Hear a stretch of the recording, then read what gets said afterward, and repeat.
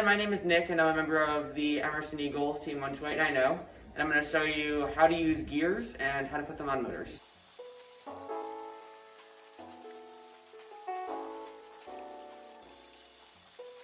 So you're going to need any type of motor and any type of gear from the gearbox, and I'm going to show you how to put the gear on the motor and what type of gear you should be using depending on what you want to do.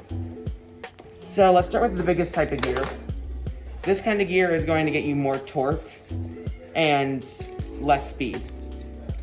This type of gear is an angled gear, so you can spin it at a 90-degree angle like this.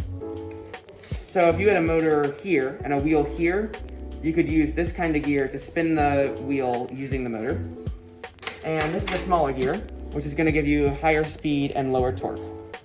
Now, the hubs that we used in the axle video are not what you want to use here.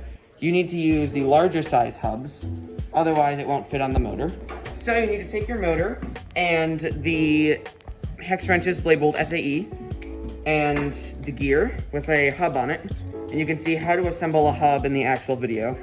But just remember that you need to use the larger size hub or it won't fit on the motor. So put this onto the motor, and then make sure that the groove in the motor is lined up with the set screw. And then you can screw it in with the 3/32 size axle, hex wrench.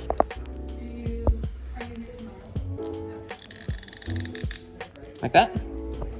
And now when you spin this motor, the gear will also spin.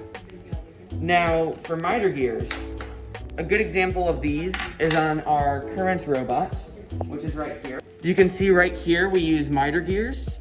These aren't the same type that we have, but they are used to take the direction of the motor and rotate it 90 degrees into the wheel. So when this motor spins, the wheel also spins.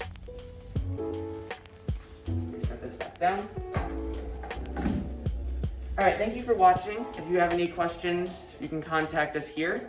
I hope this was helpful. Goodbye.